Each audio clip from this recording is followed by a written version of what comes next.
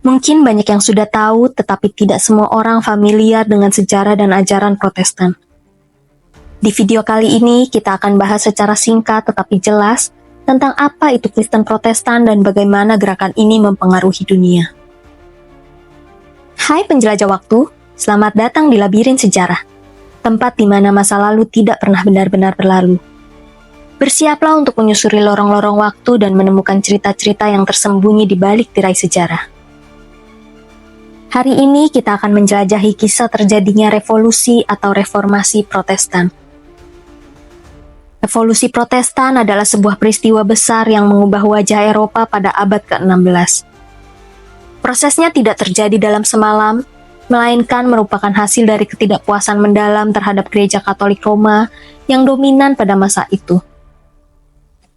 Di balik perubahan besar ini, terdapat tokoh-tokoh yang berani menentang otoritas gereja untuk memperjuangkan keyakinan mereka dengan tujuan mengembalikan ajaran-ajaran Kristiani yang lebih murni. Martin Luther adalah salah satu tokoh paling penting dalam sejarah agama Kristen dan tokoh utama yang memicu revolusi atau reformasi Protestan. Ia lahir pada 10 November 1483 di Eisleben, Jerman. Luther awalnya adalah seorang biarawan Katolik dan profesor teologi, tetapi ia menjadi terkenal karena kritikannya terhadap praktik-praktik gereja Katolik pada masanya yang akhirnya memicu gerakan reformasi besar-besaran. Martin Luther menempuh pendidikan di bidang hukum sesuai keinginan ayahnya. Namun pada tahun 1505, ia memutuskan untuk meninggalkan studi hukum dan masuk biara setelah mengalami peristiwa yang ia anggap sebagai pertanda dari Tuhan. Ia bergabung dengan Ordo Agustinian dan menjalani kehidupan sebagai biarawan yang taat. Selama masa ini, Luther terus mempelajari teologi dan Alkitab, dan akhirnya menjadi profesor teologi di Universitas Wittenberg. Luther mulai mempertanyakan beberapa praktik gereja Katolik, terutama penjualan indulgensi atau surat pengampunan dosa. Menurut Luther, praktik ini bertentangan dengan ajaran Alkitab yang menyatakan bahwa keselamatan hanya dapat diperoleh melalui iman dan anugerah Tuhan, bukan melalui perbuatan atau pembayaran uang. Ketidakpuasannya ini memuncak pada tahun 1517 ketika ia mempublikasikan 95 tesis, sebuah dokumen yang berisi kritik terhadap gereja Katolik. Menurut legenda, Luther menempelkan tesis ini di pintu gereja Kastil Wittenberg, meskipun kebenaran cerita ini masih diperdebatkan. Ajaran utama Martin Luther menekankan beberapa prinsip penting yang membedakannya dari ajaran gereja Katolik pada waktu itu. Salah satunya adalah sola scriptura, yaitu keyakinan bahwa Alkitab adalah satu-satunya sumber otoritas dalam kehidupan beragama, bukan tradisi gereja atau pengajaran paus. Luther menganggap bahwa setiap orang dapat membaca dan menafsirkan Alkitab sendiri, tanpa perlu bergantung pada tafsiran para imam atau otoritas gereja. Luther juga mengajarkan bahwa keselamatan hanya dapat dicapai melalui iman kepada Yesus Kristus atau sola fide, bukan dengan perbuatan baik atau pembelian indulgensi yang waktu itu banyak dipraktekkan oleh gereja Katolik. Bagi Luther, keselamatan adalah anugerah Tuhan yang diberikan kepada orang yang percaya dan menerimanya. Selain itu, Luther menekankan bahwa kasih Tuhan atau sola gratia adalah hal yang mendasari keselamatan.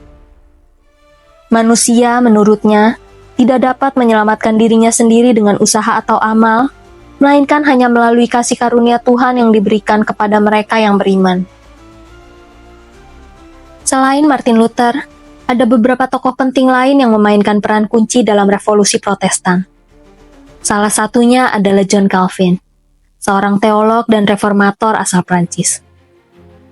Calvin mengembangkan ajaran yang dikenal sebagai Calvinisme yang menekankan pada predestinasi atau takdir dan kehidupan yang disiplin sesuai dengan ajaran Alkitab. Pemikirannya sangat berpengaruh di Swiss, Belanda, Skotlandia, dan bagian lain di Eropa. Pada awalnya, Calvin terpengaruh oleh pemikiran Martin Luther dan gerakan reformasi yang sedang berkembang di Eropa. Namun meskipun banyak sepakat dengan Luther dalam hal mengkritik gereja Katolik Roma, Calvin mengembangkan ajaran-ajarannya sendiri yang lebih sistematis dan lebih terstruktur. Setelah melarikan diri dari Prancis akibat penganiayaan terhadap para pemeluk ajaran reformasi, Calvin menetap di kota Jenewa, Swiss, di mana ia mulai memimpin dan mengorganisasi komunitas Kristen yang sangat dipengaruhi oleh ajarannya. Di Jenewa, Calvin membentuk sebuah masyarakat yang berdasarkan pada prinsip-prinsip teologi reform yang dikenal dengan nama Calvinisme. Salah satu ajaran yang paling terkenal dari Calvinisme adalah predestinasi, yang menyatakan bahwa Tuhan sudah menetapkan sejak sebelum dunia diciptakan siapa yang akan diselamatkan dan siapa yang akan terhilang. Ini berarti bahwa keselamatan tidak bergantung pada usaha atau perbuatan manusia, melainkan semata-mata pada kehendak Tuhan yang abadi.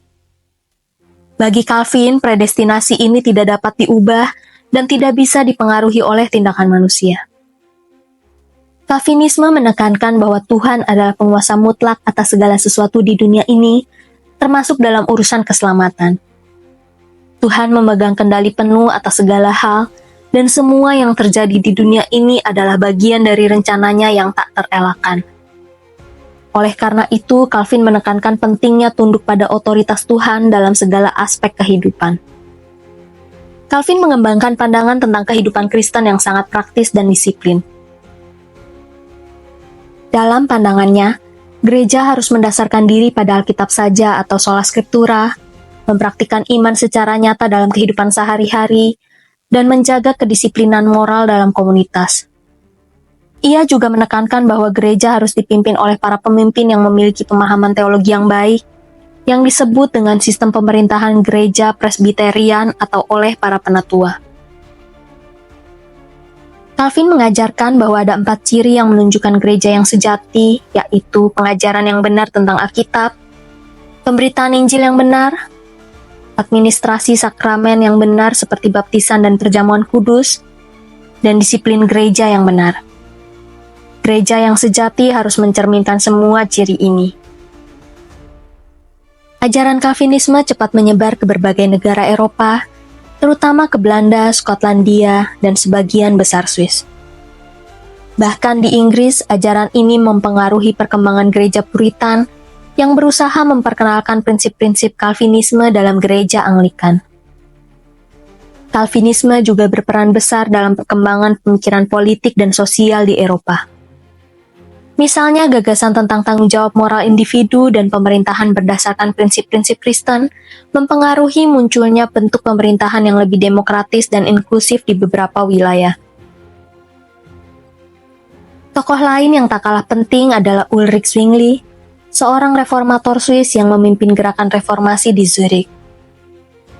Zwingli menekankan penyederhanaan liturgi gereja dan penolakan terhadap praktik-praktik yang dianggapnya tidak berdasarkan Alkitab. Meskipun ada perbedaan pendapat antara Zwingli dan Luther, keduanya memiliki tujuan yang sama, yaitu memperbaharui gereja Kristen. Ulrich Zwingli adalah salah satu tokoh utama dalam reformasi Protestan di Swiss, dan pengaruhnya sangat besar dalam membentuk teologi dan praktik gereja Protestan, terutama di Swiss dan wilayah Eropa lainnya. Zwingli lahir pada tahun 1484 di Wildhaus, Swiss, dan awalnya memulai karirnya sebagai seorang pendeta Katolik Roma. Namun seiring waktu, ia mulai meragukan banyak ajaran gereja Katolik dan akhirnya beralih ke jalan reformasi. Zwingli dikenal karena pendekatannya yang sangat rasional dan berbasis Alkitab dalam memandang ajaran Kristen, serta komitmennya untuk membangun gereja yang lebih sesuai dengan prinsip-prinsip yang ia yakini benar menurut kitab suci. Awalnya, Zwingli bekerja sebagai pendeta di kota Zurich, Swiss, di mana ia mulai memperkenalkan ajaran-ajaran reformasi. Seiring berjalannya waktu, ia semakin menentang banyak ajaran gereja Katolik yang tidak ada dalam Alkitab. Zwingli sangat percaya bahwa segala sesuatu dalam hidup Kristen harus berdasar pada kitab suci, dan tidak boleh ada tradisi atau praktik yang tidak memiliki dasar Alkitab. Salah satu perbedaan utama antara Zwingli dan tokoh reformasi lainnya seperti Martin Luther adalah pandangan mereka mengenai perjamuan kudus. Luther percaya bahwa Yesus hadir secara spiritual dalam roti dan anggur, sedangkan Zwingli menganggap bahwa perjamuan kudus hanyalah simbol atau peringatan tentang tubuh dan darah Kristus, bukan transubstansiasi seperti yang diajarkan Gereja Katolik. Seperti Martin Luther, Zwingli juga menekankan pentingnya Alkitab sebagai satu-satunya sumber otoritas bagi kehidupan Kristen. Zwingli mengkritik banyak tradisi Gereja Katolik yang tidak dapat ditemukan dalam kitab suci, seperti penyembahan kepada orang-orang kudus dan praktik pengampunan dosa dengan membayar uang atau indulgensi. Menurut Zwingli, setiap ajaran dan praktik dalam gereja harus berakar langsung pada firman Tuhan. Salah satu ajaran yang paling terkenal dari Zwingli adalah pandangannya tentang perjamuan kudus. Zwingli percaya bahwa sakramen ini adalah simbol dan peringatan bagi orang Kristen tentang pengorbanan Yesus di kayu salib, bukan bahwa roti dan anggur berubah menjadi tubuh dan darah Kristus secara fisik. Ini menjadi salah satu perbedaan besar antara ajaran Zwingli dan ajaran Luther. Zwingli sangat kritis terhadap banyak tradisi yang tidak memiliki dasar Alkitab. Ia menentang praktik seperti pemujaan terhadap orang kudus, penggunaan patung dalam gereja, serta keharusan untuk berdoa melalui perantara para imam. Bagi Zwingli, semua hal ini bertentangan dengan ajaran Alkitab yang menekankan hubungan langsung antara individu dan Tuhan. Zwingli juga percaya bahwa gereja seharusnya memiliki peran dalam kehidupan masyarakat dan pemerintahan, tetapi ia tidak sepenuhnya mendukung pemisahan total antara gereja dan negara. Dalam pandangannya, gereja harus berperan dalam membentuk moralitas publik dan mengarahkan kebijakan sosial yang sejalan dengan ajaran Alkitab. Zwingli memulai reformasi gereja di Zurich, tempat ia bekerja sebagai pendeta. Pada tahun 1523, ia mengajukan 67 artikel yang memuat pandangan-pandangannya tentang reformasi gereja, yang kemudian diterima oleh Dewan Kota Zurich. Artikel-artikel ini menyentuh berbagai aspek teologi dan praktik gereja, mulai dari penolakan terhadap penyembahan berhala, hingga perubahan cara beribadah yang lebih sederhana dan sesuai dengan Alkitab. Namun perubahan yang dikenalkan oleh Zwingli tidak diterima dengan baik oleh banyak orang Katolik, dan ketegangan antara kelompok pro-reformasi dan Katolik meningkat. Hal ini menyebabkan Perang Agama Swiss pada tahun 1529 yang dikenal dengan nama Perang Kanton. Dalam perang ini, para pemimpin Katolik dan Reformasi saling berhadapan, dan Zwingli yang memimpin pasukan Reformasi akhirnya terbunuh dalam pertempuran pada tahun 1531. Di Inggris, revolusi Protestan mengambil bentuk yang sedikit berbeda dengan munculnya gereja Anglikan. Raja Henry VIII awalnya adalah seorang Katolik yang taat, tetapi konflik dengan Paus terkait pernikahannya dengan Catherine dari Aragon mendorongnya untuk memisahkan gereja Inggris dari otoritas Paus. Meskipun awalnya lebih bersifat politis, reformasi di Inggris akhirnya juga mencakup perubahan teologis dan liturgis. Revolusi ini dimulai pada masa pemerintahan Raja Henry VIII yang menjadi Raja Inggris pada tahun 1509. Pada awalnya, Henry VIII adalah seorang yang sangat mendukung gereja Katolik dan bahkan diberi gelar Defensor Fidei atau pembela iman oleh Paus pada tahun 1521 karena ia menulis sebuah buku yang mengkritik ajaran Martin Luther dan reformasi Protestan. Namun semuanya berubah ketika Henry VIII menghadapi masalah pribadi yang berhubungan dengan pernikahannya. Henry VIII menikahi Catherine dari Aragon, namun mereka tidak memiliki seorang anak laki-laki yang dapat mewarisi tahta Inggris. Setelah bertahun-tahun mencoba, Catherine tetap tidak dapat memberinya seorang pewaris laki-laki. Henry yang sangat ingin memiliki seorang putra untuk mewarisi tahta, akhirnya jatuh cinta dengan Anne Boleyn. Henry memutuskan untuk menceraikan Catherine dan menikahi Anne. Namun masalah muncul ketika Paus Clement VII menolak untuk membatalkan pernikahan Henry dengan Catherine, karena Paus berada di bawah tekanan dari Raja Charles V dari Spanyol yang merupakan keponakan Catherine. Penolakan ini membuat Henry merasa diperlakukan tidak adil, dan itulah titik balik yang mengarah pada pemisahan Inggris dari Gereja Katolik Roma. Pada tahun 1534, Henry VIII memutuskan untuk mengesampingkan otoritas Paus dan mengeluarkan akte supremasi yang menyatakan bahwa Raja Inggris adalah pemimpin tertinggi gereja di Inggris, bukan Paus. Dengan kata lain, gereja Inggris atau gereja Anglikan berdiri sendiri, terpisah dari kekuasaan gereja Katolik Roma. Ini adalah langkah revolusioner Karena meskipun ada banyak kritik terhadap gereja Katolik pada saat itu, terutama dari tokoh-tokoh seperti Martin Luther, hampir seluruh dunia Kristen Barat pada waktu itu masih berada di bawah otoritas Paus. Pemisahan ini menjadi sebuah gerakan politik dan agama yang besar, dipicu oleh keinginan pribadi seorang raja dan berkaitan dengan masalah pewarisan tahta. Henry VIII kemudian menikahi Anne Boleyn, dan pada tahun 1533, Anne melahirkan seorang putri yang bernama Elizabeth, yang kelak menjadi salah satu raja terbesar dalam sejarah Inggris. Meskipun pernikahan Henry dan Anne berakhir dengan eksekusi Anne pada tahun 1536, reformasi Inggris telah dimulai. Setelah pemisahan dari Katolik Roma, Henry VIII melakukan serangkaian reformasi yang menyangkut berbagai aspek kehidupan gereja dan sosial di Inggris. Salah satu tindakan paling signifikan yang dilakukan oleh Henry VIII adalah penutupan biara-biara di seluruh Inggris antara tahun 1536 dan 1541. Biara-biara ini merupakan tempat-tempat penting dalam kehidupan religius, sosial, dan ekonomi di Inggris. Dengan menutup biara-biara, Henry VIII tidak hanya mengurangi pengaruh gereja Katolik, tetapi juga mendapatkan kekayaan yang besar dari properti gereja. Setelah pemisahan dari Paus, Henry VIII dan penerusnya melakukan berbagai perubahan dalam liturgi gereja. Meskipun Henry mempertahankan banyak elemen gereja Katolik dalam praktik keagamaan, seperti penggunaan sakramen dan kehadiran roti dan anggur dalam perjamuan kudus, ia memerintahkan agar kitab doa umum yang berbahasa Inggris digunakan di gereja-gereja, menggantikan doa-doa dalam bahasa Latin yang sulit dimengerti oleh umat biasa. Setelah kematian Henry VIII pada tahun 1547, Edward VI putranya yang berusia 9 tahun naik tahta. Di bawah pemerintahan Edward, Inggris semakin mengarah pada reformasi Protestan yang lebih radikal.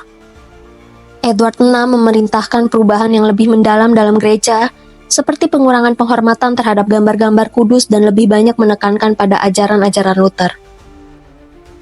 Namun ketika Mary I naik tahta pada tahun 1553, dia berusaha mengembalikan gereja Katolik Roma di Inggris. Mary yang dikenal dengan julukan Bloody Mary, melakukan penganiayaan terhadap para pemeluk agama Protestan di Inggris dengan eksekusi terhadap banyak orang yang menentang kembalinya Katolik. Rezimnya berakhir dengan kematiannya pada tahun 1558. Setelah kematian Mary, Elizabeth I naik tahta dan membawa stabilitas. Elizabeth memutuskan untuk mengikuti kebijakan yang lebih moderat, dan pada tahun 1559, ia mengeluarkan akte supremasi yang menetapkan bahwa dia adalah pemimpin tertinggi gereja Inggris. Selain itu, akte persatuan pada tahun 1563 menyatukan ajaran-ajaran reformasi dan tradisi Katolik dalam gereja Anglikan, menciptakan gereja yang lebih inklusif. Ini juga menandakan pembentukan gereja Anglikan yang lebih definitif, yang memadukan elemen-elemen teologis dari reformasi dengan struktur gereja yang lebih tradisional. Revolusi gereja Anglikan di Inggris memiliki dampak besar, baik di dalam negeri maupun di luar negeri. Pembentukan gereja yang terpisah dari Katolik Roma menciptakan landasan bagi banyak perubahan politik dan sosial, termasuk perjuangan antara Protestan dan Katolik yang terus berlangsung selama beberapa abad berikutnya. Juga, gereja Anglikan menjadi salah satu gereja terbesar di dunia dengan banyak penganut di Inggris, Amerika Serikat, dan bekas koloni Inggris lainnya. Revolusi Protestan tidak hanya mengubah lanskap keagamaan, tetapi juga memicu perubahan sosial, politik, dan budaya. Gerakan ini melahirkan berbagai denominasi Protestan seperti Lutheran, Calvinis, dan Anglikan yang menekankan interpretasi pribadi terhadap Alkitab dan hubungan langsung antara individu dengan Tuhan. Revolusi ini juga memicu konflik dan perpecahan, termasuk perang 30 tahun yang melibatkan banyak negara di Eropa. Namun di balik segala kontroversi dan ketegangan, reformasi Protestan membuka jalan bagi kebebasan beragama dan pemikiran kritis yang menjadi fondasi bagi perkembangan modernitas. Perang 30 tahun dari tahun 1618 sampai 1648 adalah salah satu konflik paling besar dan paling merusak di Eropa yang dipicu oleh ketegangan agama, yang muncul akibat revolusi Protestan. Perang ini melibatkan banyak negara Eropa dan menjadi arena pertempuran antara Protestan dan Katolik, meskipun masalah politik dan kekuasaan juga memainkan peran besar dalam konflik ini. Pada awalnya, perang ini dimulai di wilayah Kekaisaran Romawi Suci, terutama di Jerman, di mana ada ketegangan yang sangat besar antara pihak Katolik dan Protestan, serta konflik politik antar negara bagian dalam kekaisaran. Puncak dari ketegangan ini terjadi pada tahun 1618 di kota Praha, yang berada di wilayah Bohemia yang sekarang merupakan bagian dari Republik Ceko. Ketika Raja Bohemia yang Katolik Ferdinand II berusaha untuk menghapuskan kebebasan beragama yang diberikan kepada kaum Protestan, situasi ini memicu pemberontakan besar. Sekelompok Protestan Bohemia yang marah atas kebijakan Ferdinand II menangkap dua wakil kekaisaran Katolik dan melempar mereka keluar jendela kastil, dalam peristiwa yang dikenal dengan nama Defenestrasi Praha. Peristiwa ini dianggap sebagai pemicu langsung perang yang akan berlangsung selama 3 dekade. Perang 30 tahun dibagi menjadi beberapa tahap, yaitu Perang Bohemia, Perang Denmark, Perang Swedia, dan Perang Prancis. Perang Bohemia yang berlangsung pada tahun 1618 sampai 1625 dimulai dengan pemberontakan orang-orang Protestan di Bohemia yang menentang Raja Ferdinand II yang seorang Katolik. Setelah beberapa pertempuran, pasukan Ferdinand II yang didukung oleh negara-negara Katolik seperti Spanyol berhasil mengalahkan kaum Protestan Bohemia. Kemenangan ini mengukuhkan kekuasaan Ferdinand II dan memaksakan penghapusan kebebasan beragama bagi kaum Protestan di wilayah tersebut. Perang Denmark berlangsung selama 4 tahun, dari tahun 1625 sampai tahun 1629.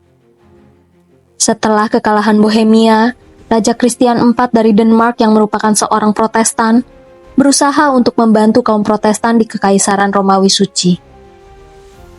Namun, pasukan Katolik yang dipimpin oleh Albrecht von Wallenstein berhasil mengalahkan pasukan Denmark. Pada tahun 1629, dekret restitusi diumumkan yang berusaha untuk mengembalikan semua properti gereja yang diambil oleh kaum Protestan sejak reformasi. Perang Swedia berlangsung dari tahun 1630 sampai 1635. Raja Gustavus Adolphus dari Swedia yang seorang Protestan memutuskan untuk turun tangan dalam perang ini dengan tujuan membantu sesama Protestan. Pada tahun 1630, Gustavus Adolphus mendarat di Jerman dan memenangkan beberapa pertempuran penting, yang akhirnya mengubah arah perang. Keberhasilan Gustavus Adolphus ini memberikan harapan bagi kaum Protestan. Namun ia tewas dalam pertempuran Lutzens pada tahun 1632 yang mengakibatkan hilangnya pemimpin besar bagi pasukan Protestan meskipun mereka tetap terus berjuang.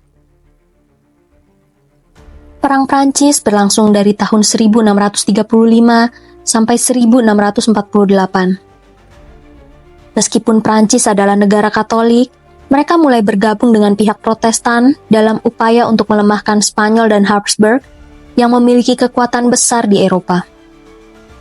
Ini menambah dimensi politik pada perang ini karena alasan yang awalnya berhubungan dengan agama berubah menjadi perjuangan untuk kekuasaan. Dengan dukungan Prancis, pasukan Protestan berhasil memukul mundur pasukan Habsburg. Perang 30 tahun akhirnya berakhir pada tahun 1648 dengan penandatanganan Perjanjian Westphalen. Perjanjian ini sangat penting karena membawa perdamaian dan mengakhiri perpecahan agama yang terjadi di Eropa. Beberapa hasil utama dari perjanjian ini adalah kebebasan beragama yang mengakui Protestanisme sebagai agama yang sah dan memberikan kebebasan beragama kepada negara-negara bagian dalam Kekaisaran Romawi Suci. Ini adalah kemenangan besar bagi kaum Protestan yang sebelumnya dipersekusi oleh kekuasaan Katolik. Selain itu, ada juga pembagian kekuasaan politik yang memperkuat posisi Prancis dan Swedia karena memperoleh wilayah, sedangkan Spanyol dan Habsburg justru mengalami kemunduran besar. Dan dampak yang paling terasa dari perang 30 tahun ini adalah kehancuran besar di Eropa, terutama di Jerman. Ribuan orang kehilangan nyawa dan banyak wilayah hancur akibat peperangan. Ekonomi Eropa juga sangat terpukul. Perang 30 tahun memiliki dampak jangka panjang yang sangat signifikan. Secara teologis, perang ini memperburuk perpecahan antara Katolik dan Protestan di Eropa, meskipun perjanjian damai membuka jalan bagi toleransi beragama di beberapa wilayah. Di sisi politik, Perjanjian Westphalen menandai berakhirnya dominasi Habsburg dan membuka jalan bagi kebangkitan kekuatan-kekuatan baru seperti Prancis dan Swedia. Namun perang ini juga mempercepat perubahan dalam cara orang Eropa melihat agama, politik, dan negara. Salah satu akibat langsung adalah munculnya ide-ide tentang kedaulatan negara dan negara sekuler yang lebih jelas, serta penurunan pengaruh gereja dalam urusan negara. Setelah reformasi Protestan, banyak ajaran yang beragam berkembang, dan meskipun konflik tetap ada kecenderungan untuk mencapai konsolidasi dan penataan aliran-aliran Protestan. Walaupun masih ada beberapa konflik kecil antara denominasi-denominasi Protestan ini, pada akhirnya mereka menerima kenyataan bahwa mereka tidak bisa sepenuhnya menyatukan seluruh dunia Kristen di bawah satu ajaran. Sebagai gantinya, mereka menerima pluralitas ajaran Protestan yang berbeda, yang mendasari banyak gereja Protestan yang kita kenal sekarang. Setelah berabad-abad perpecahan dan peperangan yang disebabkan oleh masalah agama, peristiwa seperti Perjanjian Westphalen juga menciptakan dasar bagi toleransi agama di banyak bagian Eropa. Hal ini memungkinkan negara-negara untuk mengembangkan negara sekuler yang tidak lagi diatur oleh satu agama tertentu.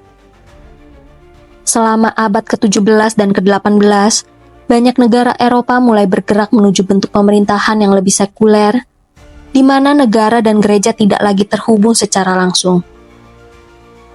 Revolusi Prancis pada akhir abad ke-18 misalnya, menjadi salah satu tonggak penting dalam mengembangkan ideologi negara sekuler yang memisahkan urusan negara dari agama.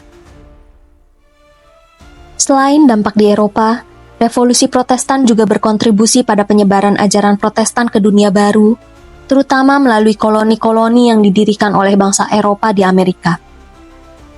Di Amerika Utara, baik Puritan di New England maupun Anglikan di selatan mendirikan gereja-gereja yang didasarkan pada ajaran-ajaran reformasi. Meskipun terjadi perbedaan aliran antara Protestan Eropa dan yang berkembang di Amerika, penyebaran ajaran Protestan membantu membentuk karakter agama dan politik dunia modern, di mana kebebasan beragama dan sekularisme mulai lebih diterima secara luas. Di tingkat sosial dan budaya, revolusi Protestan membawa perubahan besar dalam kehidupan masyarakat Eropa. Salah satu dampak utamanya adalah berkembangnya konsep individualisme dan kebebasan pribadi yang sangat dipengaruhi oleh ajaran Protestan tentang pentingnya hubungan pribadi dengan Tuhan dan interpretasi langsung terhadap kitab suci. Hal ini berkontribusi pada perkembangan pemikiran rasionalisme dan iluminasi yang kemudian mendasari revolusi ilmiah dan filosofis pada abad-abad berikutnya. Dan itulah sekilas tentang akhir dari revolusi Protestan dan dampaknya yang sangat besar terhadap dunia. Meskipun ketegangan agama dan politik masih ada, Perjanjian Westphalen menandai awal dari era baru yang lebih toleran dan mengarah pada pembentukan negara-negara yang lebih sekuler. Semoga penjelasan ini membantu kalian untuk lebih memahami sejarah penting ini. Sampai di ujung labirin kali ini. Tapi jangan khawatir, masih banyak lorong waktu yang menunggu untuk kita jelajahi bersama. Sampai jumpa di petualangan berikutnya penjelajah waktu.